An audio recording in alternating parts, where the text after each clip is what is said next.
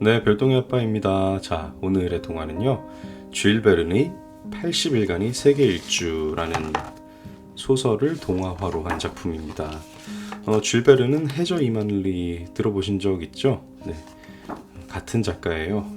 자, 한번 시작해 보겠습니다. 80일간의 세계 일주.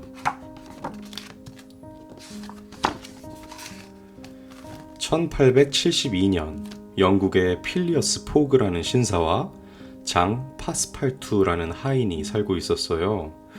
어느 날 사교 클럽 모임에 간 포그는 친구들과 2만 파운드를 걸고 내기를 하게 되었죠.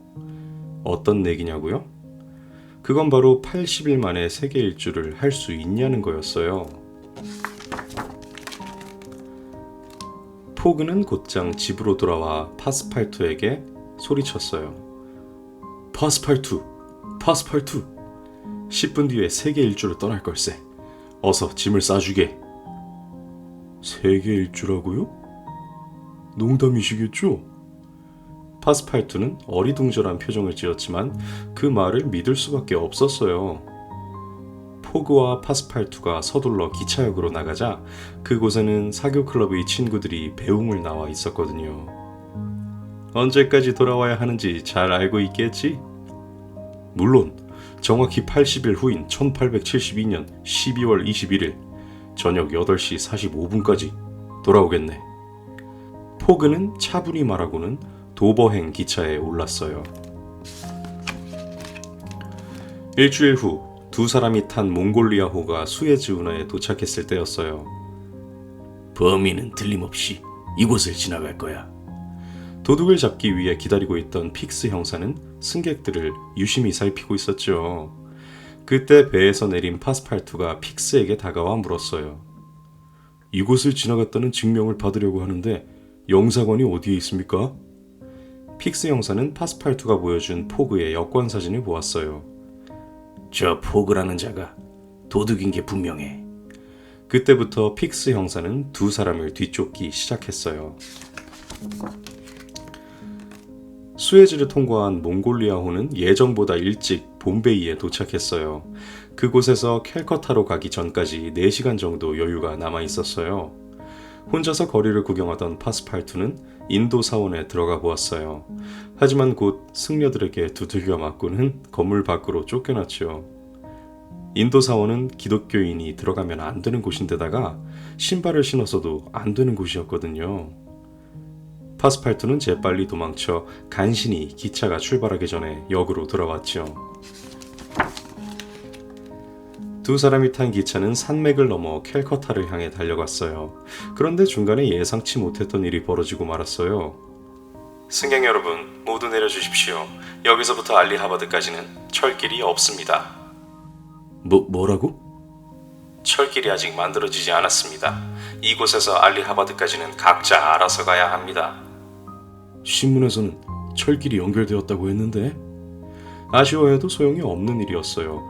할 수 없이 2,000파운드나 되는 코끼리를 사서 밀림을 가로질러 갔어요. 물론 안내인도 함께 데려갔죠. 밀림을 지나가던 일행은 우연히 바라문 교도들이 장례 행렬을 보게 되었어요. 그들은 여인을 제물로 바치기 위해 끌고 가지요. 죽은 남편을 위해 산 사람을 죽이려 하다니 저건 말도 안 돼. 저 불쌍한 여인을 구해야겠어. 포그 일행은 바라문 교도들을 몰래 뒤따라갔어요. 바라문 교도들이 여인과 시체를 장작더미에 올려놓고 불을 붙이려고 할 때였어요. 갑자기 죽은 시체가 벌떡 일어나더니 여인을 안고 뛰기 시작했어요. 놀란 사람들은 비명을 지르며 땅바닥에 엎드려 벌벌 떨었어요. 빨리 도망갑시다. 시체가 다가와 말했어요. 하지만 그건 시체가 아니라 시체 옆에 몰래 누워있던 파스팔투였지요. 포그 일행은 여인과 함께 코끼리를 타고 쏜살같이 도망갔어요. 캘커타역에 도착한 포그 일행은 경찰에게 체포되어 재판정으로 갔어요. 사원 모독죄로 기소합니다. 죄를 인정합니까? 인정합니다. 하지만 바라문 교도들이 여인을 산채로 화장하려 했습니다. 뭐라고요? 봄베이 시내에서 말인가요? 자세히 알고 보니 포그 일행은 장례식 사건이 아니라 파스팔투가 인도 사원에 들어갔던 일 때문에 체포됐던 거였어요. 일주일 동안 감옥살이를 하고 벌금 300파운드를 내십시오. 감옥에 갇히는 대신 보석금을 내게 해주세요. 포그는 2000파운드나 되는 큰 돈을 내고 재판정에서 풀려났어요. 일주일 동안 갇혀 있으면 세계 일주 내기는 물거품이 되고 말 테니까요. 배를 타고 홍콩으로 간 포그는 그곳에 살고 있는 여인의 친척을 알아보았어요. 하지만 여인의 친척은 이미 유럽으로 떠난 뒤였죠. 포그는 여인에게 함께 유럽에 가자고 제안하고 파스팔투에게 말했어요. 어서 가서 선실 3개를 예약해주게. 파스팔투는 선실을 예약하러 갔다가 배가 예정보다 일찍 출발할 거라는 말을 들었어요. 하지만 그 사실을 포그에게 말해주기 전에 픽스 형사를 만났지요. 픽스 형사는 속으로 생각했어요. 포그를 잡으려면 영국령인 홍콩에서 벗어나지 못하게 해야 해. 그래서 파스팔투에게 술을 잔뜩 먹여 정신을 잃게 했죠. 한편 다음날 아침까지 파스팔투가 돌아오지 않자 포그는 여인과 항구로 나갔어요. 그곳에서 카노틱호가 이미 떠나버렸다는 사실을 알게 되었죠. 배를 놓친 포그 일행은 작은 배를 빌려 타고 상하이로 가서 다시 요코하마로 가는 배를 탈 수 있었어요. 한편 술에 취했던 파스팔투는 3시간 만에 깨어나 겨우 카노틱호를 타고 요코하마에서 내렸어요. 돈 한 푼 없던 그는 샌프란시스코로 갈 방법을 찾았어요. 윌리엄 바탈커 서커스단, 미국 순회 공연 시작. 서커스 광고를 본 파스팔투는 고개사가 되기로 했어요. 며칠 뒤 고개사가 된 파스팔투는 서커스를 구경하러 온 포그와 여인을 우연히 만나 다시 여행을 하게 되었죠. 포그 일행이 샌프란시스코에서 기차를 타고 뉴욕으로 향할 때였어요. 로키 산맥을 벗어날 때쯤 기차가 갑자기 멈춰섰죠. 다리가 너무 낡아 기차가 건널 수 없다는 것이었어요. 그런데 그때 모험을 좋아하는 기관사가 자신 있는 목소리로 말했어요. 전속력으로 달리면 기차가 지나갈 수도 있습니다. 어떻게 할까요? 그거 좋겠군요. 전속력으로 달려서 다리를 통과합시다. 사람들이 찬성하자 기차는 1.5km쯤 뒤로 물러났다가 다시 무서운 속도로 달렸어요. 기차가 계곡을 무사히 빠져나온 순간 다리는 계곡의 흙탕물 속으로 무너져 내렸습니다. 아찔한 순간이었어요. 기차는 계속해서 뉴욕을 향해 달려가고 있었어요. 어느 날 말을 탄 인디언들이 기차를 공격해 왔어요. 인디언들은 기관차에 올라가서 기관사와 화부를 몽둥이로 때렸어요. 파스팔투는 객차 밑으로 들어가 기관차와 객차를 떼어놓았어요. 그러자 기관차는 앞으로 달려가고 객차는 그 자리에 멈춰섰죠. 잠시 후 총소리를 들은 군인들이 기차를 향해 달려오자 인디언들은 멀리 도망쳐버렸어요. 주위를 둘러보던 포그는 파스팔투가 없어진 것을 알았어요. 포그는 군인들과 함께 인디언을 뒤쫓아가 파스팔투를 구해왔죠. 인디언들의 습격으로 포그 일행은 예정보다 늦게 뉴욕에 도착했어요. 부두로 나가보니 리버풀로 가는 배는 45분 전에 떠나고 없었죠. 다음날 포그는 허드슨 강가에 나가 볼도행 증기선 한 척을 빌렸어요. 배가 출발하자 포그는 선장을 선실에 가두고 리버풀로 배를 몰았어요. 하지만 석탄이 떨어져 리버풀까지는 도저히 갈 수가 없었어요. 파스팔투가 갑판을 뜯어 태워가며 겨우겨우 퀸스타운에 도착했어요. 이제 남은 시간은 단 하루뿐이었어요.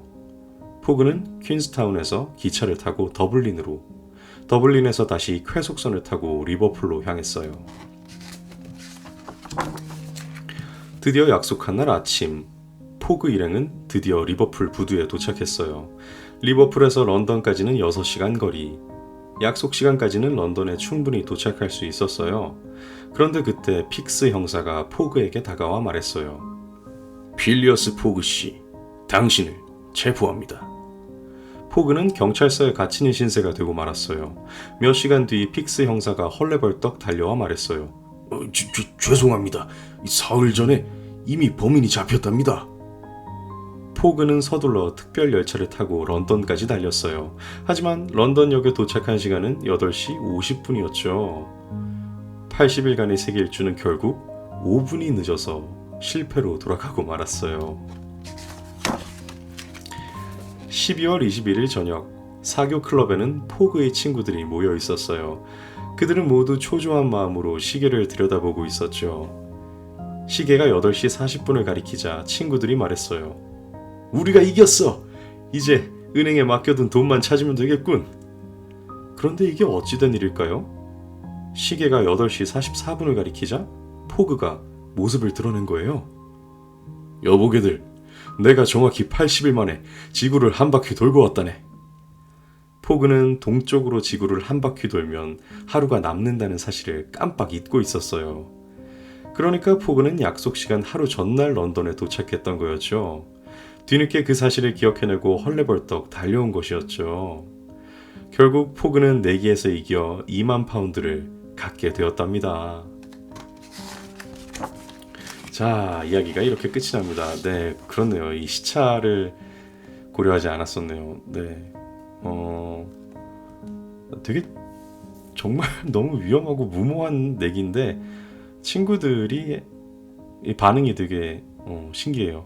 보통 말도 안 되지 뭐 이러면서 그냥 돈이나 따자 이렇게 생각할 수도 있는데 되게 막 마음 졸이며 기다렸다는 걸로 봐서는 정말 좋은 친구들이거나 아니면은 평소에 포그가 내뱉은 말은 반드시 지켜내는 그런 그런 강인한 정신력과 의지를 가진 사람이었다는 것을 유추해 볼 수 있고요. 이 파스팔투는 참 진짜 포그가 사람이 좋은 것 같아요.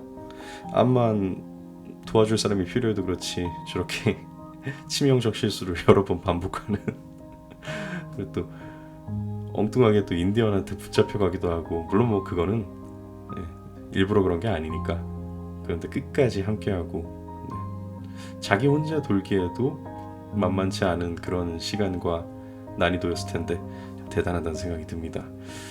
자, 오늘 105번째 동화 줄리 베른의 80일간의 세계 일주였습니다.